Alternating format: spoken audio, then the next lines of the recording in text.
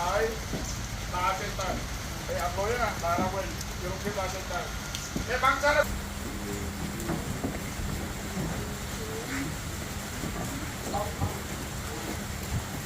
អូខេតាមើលរូបភាពនេះទៅមើលរូបភាពនេះទៅហើយតាចេញទៅខាងនោះទៅអូយយើងកំពុង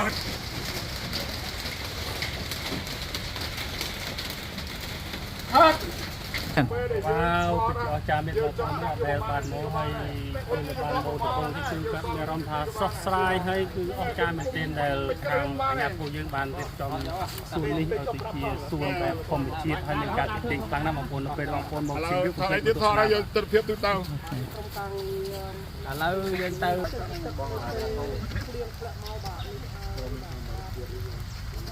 ជួបតែខាតថាដែលរោគកំណោបាទចឹងកំណត់នេះមកដោយរដូវព្រៀងបាទ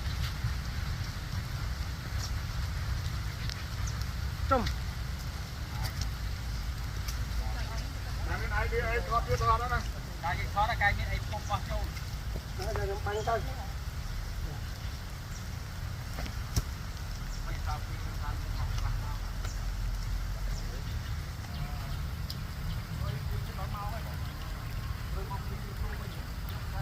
ពីយកចូលយកការនេះទឹកពេលហ្នឹងហើយ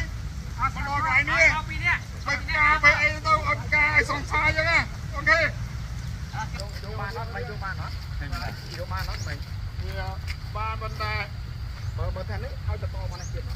បានដែរបានមកទីអូនបន្តមកទៀតតែហត់ការមកលឿនបាទមកអីមក